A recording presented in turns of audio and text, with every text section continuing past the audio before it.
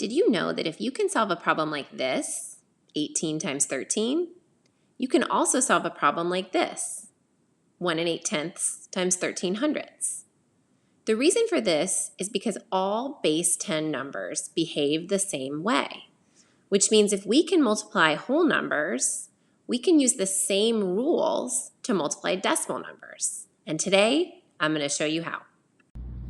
Today, I'm going to teach you how to multiply decimals in 5 easy steps. If you haven't watched my last video, please go do so because steps 1 and 2 and steps 4 and 5 are covered there. The only new step we're adding in today is actually multiplying. We are going to multiply like the numbers are regular whole numbers. In our first example, we're going to multiply 2 5/10 times 3 1/10. We always want to start with an estimate so that at the end we can check that our answer makes sense. 2 5/10, because the tenths places 5 or more, is going to round to 3. And we know 3 1/10 is also going to round to 3, which means my estimate for this problem is 9. My product should be somewhere around the number 9. Next, I'm going to look at my problem and count how many digits come after the decimal point. I have a 5 and I have a 1, which means I have 2 decimal places in my product, in my problem, and at the end, I'm going to want to have 2 decimal places in my product. Now, the next part is sort of a choose your own adventure because we are going to multiply this as if they are whole numbers. So I'm going to take my magic wand and make those decimal places disappear, and I'm going to have 25 times 31. You can solve this using any strategy that you want. If you love the standard algorithm, go for it. If you know me, you know I love area models. And so I am going to set up an area model, a 2x2 area model, and use it to solve this problem. 20 plus 5 times 30 times 1. 30 times 20 is 600. 30 times 50 is 150. Next row, 20 times 1 is 20, and 5 times 1 is 5. I'm going to take each of these pieces and add them up. So I have 750 plus 25 equals 775. So here's my final product. And the last step is to figure out where to put that decimal. Now I know my answer is supposed to be somewhere close to 9. And I also know that it should have 2 numbers after the decimal point. So I need to give this number 2 decimal places, tenths and hundredths, which means my final product is 7 75 hundredths, which is right near the number 9. Yep, I'm good. My estimate was a good one. Right, our next problem, 13 5/10 times 9/10. Now, one thing about an estimate is it's kind of a choose your own adventure, right?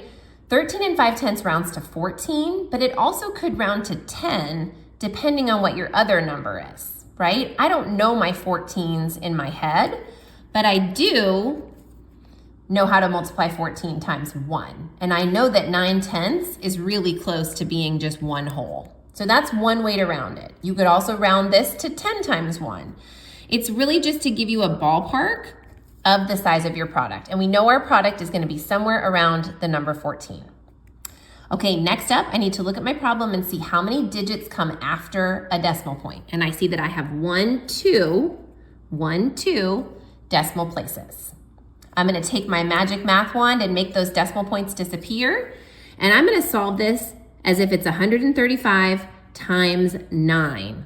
Notice how I also made that 0 disappear because it's really just 9/10. And multiplying by a 0 in the tens place isn't going to change my product. It's just going to make things more complicated. When I'm multiplying by 1 digit, I prefer the standard algorithm to an area model. So I'm just going to set this up just like this. We know 9 times 5 is 45. Drop the 5, carry the 4. 9 times 3 is 27. 27, 28, 29, 30, 31. I'm going to drop the 1, carry the 3. 9 times 1 is 9, plus 3 is 12. So I have 1, 2, 1, 5 are the digits in my answer. And I know that my product is supposed to be close to 14, and it's supposed to have 2 decimal places, which means the only place it makes sense to stick my decimal is right there. 12 and 15 hundredths. Close to 14, 2 decimal places.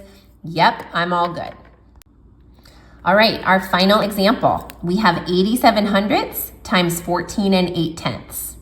Again, 87 hundredths, I want to round this to a number that's easy for me to multiply. And I know with an 8 in the tenths place, this number is actually very close to the number 1, okay? Because of that, I can really round this to anything I want. I'm going to go ahead and round 14 to 15. And in my head, I know that 1 times 15 is 15. This will help me figure out where to place my decimal in the product. The other thing that's going to help me is I see that I have 2 decimal places here and 1 decimal place here. So I have 3 total decimal places that will be in my product when I'm done with my multiplication. If we pretend these are whole numbers, we have 87 times 148. Now, that's a messy problem. I know the standard algorithm is a really easy way for me to make a mistake with a problem like this. So I am going to set up a 3x2 digit area model, which makes it much easier for me to keep my work organized and make sure that I don't make a mistake. So I have 100 plus 40 plus 8. We still have a lot of steps here, so we have to be careful. 80 plus 7. Okay, let's get started. 100 times 80 is 8 with 3 zeros, so 8,000. 40 times 80, that's 32 with 2 zeros, 3,200. 8 times 80 is 640. Okay, next row. 100 times 7 is 700. 40 times 7 is 280. And 8 times 7 is 56. The most common place I see students make mistakes is with their addition. So always make sure you don't add too many numbers up in your head and you don't make a big old stack of numbers that's gonna make it so you make a mistake. So I can add this in my head. 640 plus 56 is 696. I can add that in my head. 3,200 plus 280 is 3,480. And I can add that in my head. 8,000 plus 700 is 8,700. So those are all nice, neat numbers, easy for me to add. In the ones place I have 6. 9 plus 8 is 17.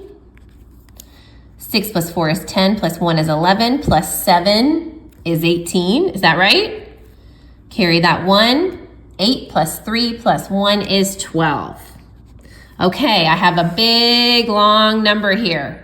12876. Somewhere in there is a number that's pretty close to 15 that also has 3 decimal places.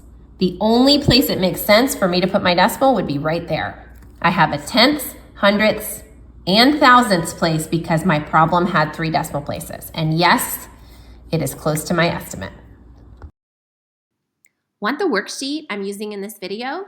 Click on the link below and get the full packet, including partner practice, 3 pages of independent practice, a challenge page for your early finishers, and an exit quiz. Thank you for watching and happy teaching.